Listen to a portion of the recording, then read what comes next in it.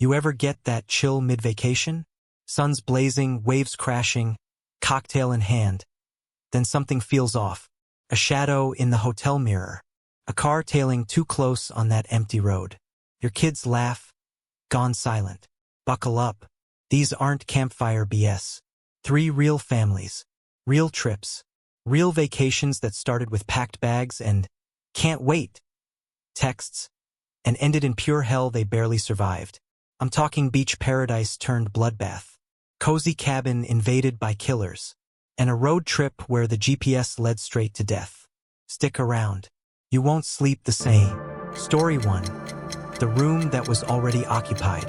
In 2019, a woman named Carla, a schoolteacher from Ohio, booked a solo trip to New Orleans. It was her first vacation alone. She'd just gone through a messy divorce, and her therapist had actually encouraged it. Go somewhere. Breathe. Remind yourself who you are without someone else.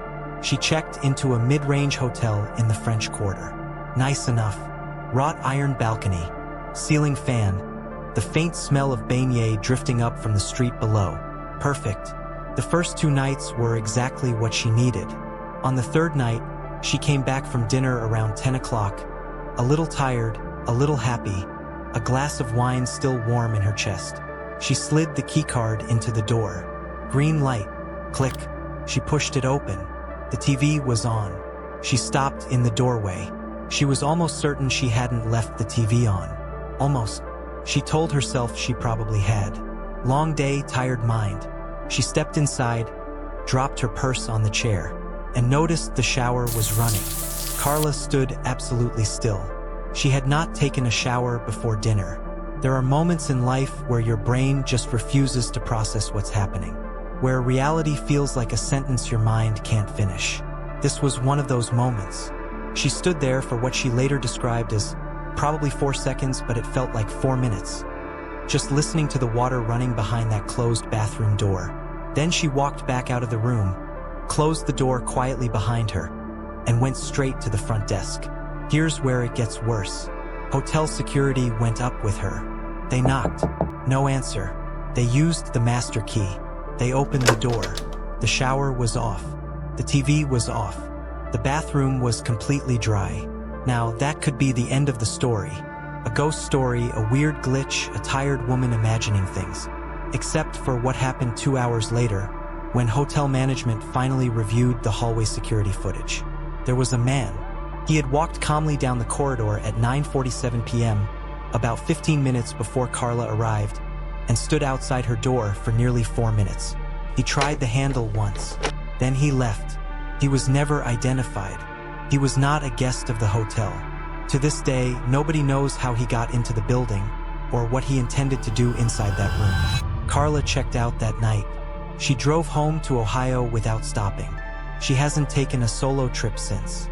Story 2. The hiking trail that went silent. Marcus and his girlfriend were avid hikers. Every year, they picked a new national park. 2017 was Olympic National Park in Washington State. Old-growth forest, dramatic coastline, the kind of place that makes you feel genuinely small in the best possible way.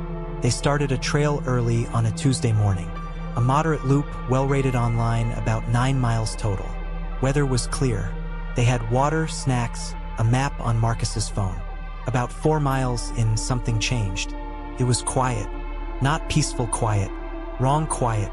The kind where you suddenly realize you haven't heard a single bird in a while and you can't remember exactly when they stopped. Marcus noticed it first. He mentioned it to his girlfriend, who told him he was being weird, and they kept walking. Half a mile later, she noticed it too. They slowed down without meaning to. Their voices dropped. You ever find yourself whispering and not know why? That's what happened. Like the forest itself had issued some instruction. Then Marcus saw it. About 30 feet off the trail, barely visible through the undergrowth, something hanging from a branch. Piece of cloth, dark fabric, and beneath it, on the ground, what looked like a camping arrangement. A bag. The outline of objects Marcus couldn't quite identify from where he was standing. His girlfriend grabbed his arm. Neither of them spoke, because that's when they heard it, a slow, rhythmic sound from somewhere behind the camp. Not mechanical, not an animal, someone moving. Slowly, deliberately, they walked. Fast, then faster. They didn't run because something about running felt like it would trigger something neither of them could have told you what. They power walked 4 miles back to the trailhead in just under an hour, and when they got to the parking lot, Marcus called the park rangers. The rangers went out the following morning. What they found at that campsite was never fully disclosed to Marcus or his girlfriend. But a ranger called Marcus back 3 days later and told him, "You made the right call leaving when you did." He didn't elaborate. Marcus asked. The ranger repeated himself, said thank you, and hung up. Marcus has looked up every news story from that area in that month. He's found nothing. Whatever was in that forest, whatever the rangers found, it stayed quiet. Just like those woods. Story 3. The kindness that wasn't. This last one doesn't involve anything supernatural. No unknown figures, no eerie silence. It's scarier than both of those because it involves something that happens to ordinary people every single day, and most of them never realize how close they came. In 2021, a college student named Dana was traveling through Europe on a 3-week backpacking trip with 2 friends. They were in Prague. It was the second to last night of the trip, and they'd celebrated maybe a little too hard. By midnight, Dana's friends wanted to keep going. Dana was exhausted, not sick, just done. She said she'd head back to the hostel alone. Her friends offered to come. She insisted. It was 8 blocks. She had Google Maps. She'd done it before. She was about 3 blocks from the hostel when a man fell into step beside her.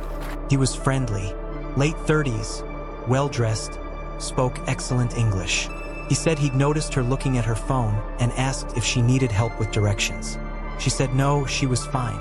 He said he knew this neighborhood extremely well. He'd lived here for years.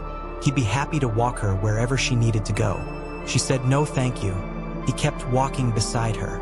She stopped at a cafe that was still open, stood inside near the counter, pretended to look at the menu. He waited outside. She could see him through the window, hands in his pockets, patient. She texted her friends. "Come now." She sent her location. She didn't explain, there wasn't time to explain, she just sent the pin and said come now. Took them 11 minutes to get there. He waited the entire time. When her friends arrived and she walked out with them, the man looked at all 3 of them, nodded once and walked away.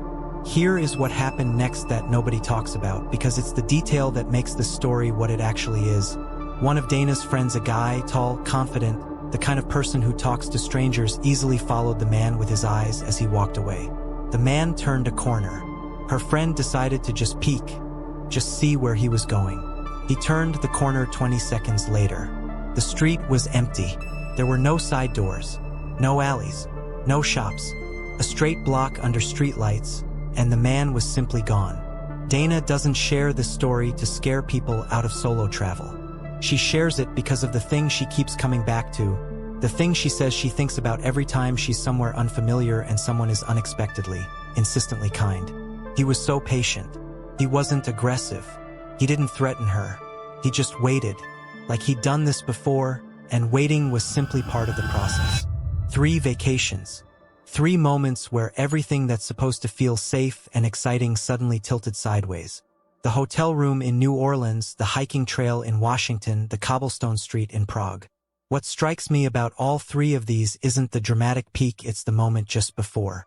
The green light on the door. The silence where birds should be. The man falling into step beside you. The world gives you a signal. A quiet, strange, uncomfortable signal. And the people in these stories all listen to it. That's the only reason we know their names. Stay aware. Stay safe. And maybe, just maybe, double check that your hotel room is actually empty before you walk all the way in. See you in the next one.